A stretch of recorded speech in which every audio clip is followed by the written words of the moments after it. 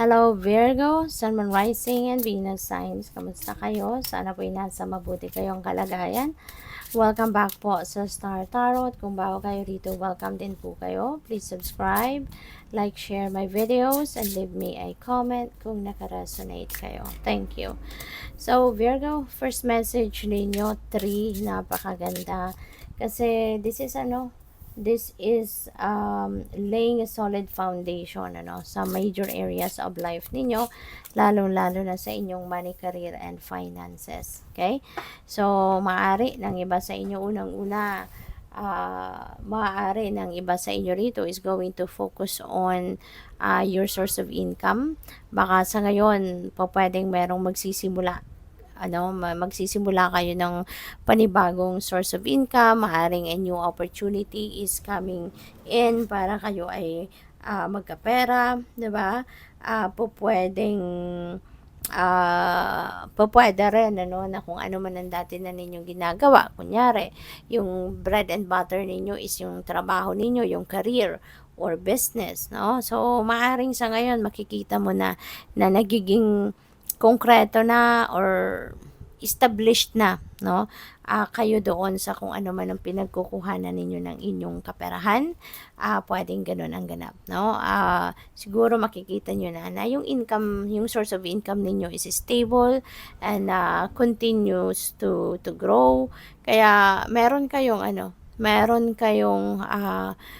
siguradong mai-experience na abundance, no?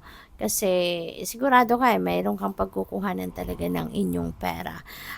Pwede rin, no, na ang iba sa inyo rito is also going to focus on your health. Pwede rin na mas aalagaan mo ngayon ang inyong sarili, mas ngayon aasikasuhin mo yung health mo, you're going to prioritize your well-being, o pwedeng ganon, i-strengthen mo yung yung kalusugan, yung ganon, no? Pwede rin na yung na to, ang iba sa inyo siguro is also starting a new family. Baka merong ditong mag-aasawa, magpapakasal, no? At kumbaga, you are also going to establish ang tawag dito, establish your foundation naman pagdating naman sa pamilya.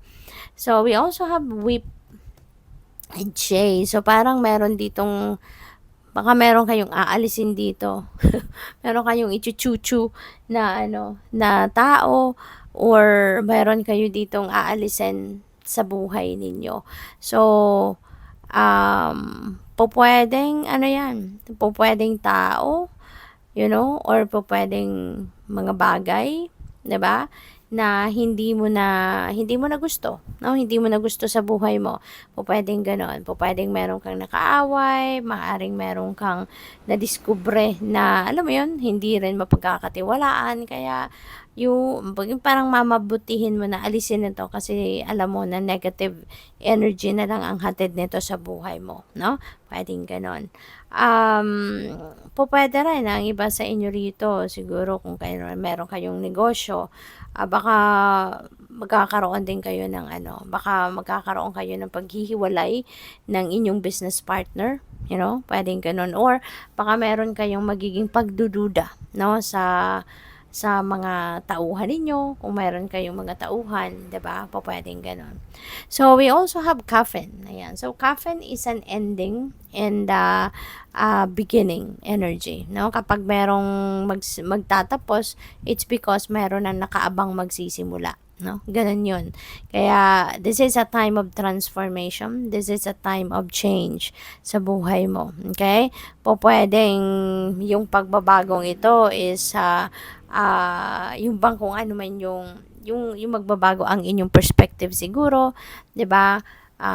Maaari din ang iba sa inyo, maaaring sobra kayong nagbibigay ng oras, iniisip pa rin ninyo yung inyong mga nakaraan, at maaaring ngayon marirealize ninyo na ay teka lang, 'di ba?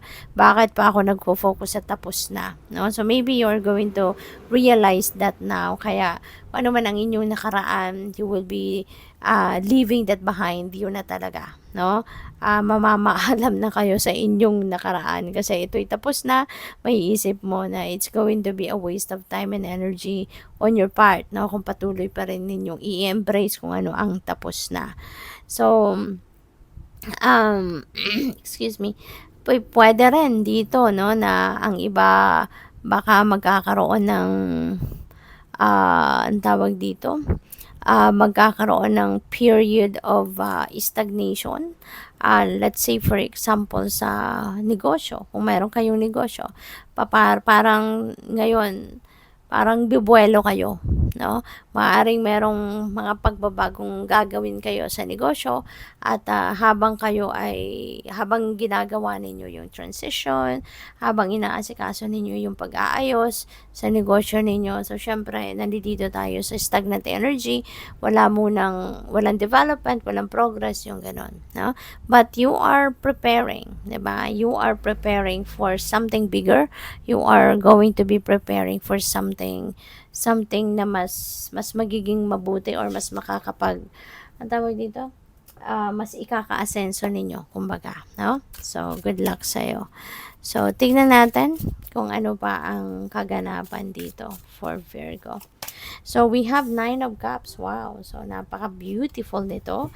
This is happiness, no? This is time for happiness and joy. Saksakan ng swerte kayo sa ngayon. Magiging maganda ang kalagayan ninyo. Magiging masaya. There is going to be abundance and prosperity, no? Na po pwedeng dumating sa inyo rito. This is also could be falling in love, no? Baka ang iba sa inyo talaga magsisimula din ng bagong relationship kung wala pa kayong relasyon. Possible din na ang iba sa inyo rito, ito na yung ano ninyo, ito na yung swerte ninyo at makukuha mo na kung ano yung gusto mo. Whatever it is that you want in your life, no? Pwedeng ito na yung mga heart's desires ninyo, papasok na. Mga wishes, mga dreams ninyo coming to fruition. Merong mga invitation din na dadating, no? Baka kayo ay makikiparty or pwedeng merong celebration, ang kung sino man sa inyo, kaibigan mo, kapamilya, mga ganon, paring ikaw ay maiimbitahan dyan. And Ace of Pentacles, see, there is really a new beginning dito na dadating. So, yun, ganun talaga ang hatid ng energy ni Coffin, 'di ba? May ending and may beginning. So, ito, magsisimula ka, no, na maging abundant. Ito na yung simula ng pagpasok ng abundance and prosperity into your life. Mababago na rito, Virgo, ang sitwasyon mo pang kaperahan. This is the time that you are going to be prosperous. This is the time that you are going to be abundant, no? Ito na yung simula ng pagpasok, no? Pwedeng continuous inflow of abundance na ito at mababago na dito yung inyong financial landscape. Mas magiging maayos na, mas magiging malakas na ang pagpasok ng pera sa inyo. At pwedeng iba't iba ang pwedeng panggagalingan ng kaperahang ito. Pwedeng manggagaling ito sa trabaho ninyo, pwedeng windfall ito, pwedeng merong panalo, yung mga ganon, no? So, rest assured that yung swerteng ito, no, ay dadating sa iyo provided, no, na i-align ninyong inyong sarili with this energies, and sigurado unti-unti magbi-build kayo ng momentum, magbi-build kayo ng connection dito sa mga positive energies na to, and ito ay pwedeng dumating sa buhay mo talaga. Mahahatak mo yung energy na to, okay? Claim it, write it down in the comment section below, seal it, and ang gagawin ninyo, i-align ninyo ang inyong mga thoughts, feelings, emotions, maging positibo, tanggalin ang mga negativity, tanggalin ang kung ano man ang mga hindi magandang iniisip ninyo or nararamdaman ninyo, para wala na maging sagabal sa pagpasok ng magagandang swerteng ito. Okay? So, good luck. Thank you for watching. Love and light. Namaste.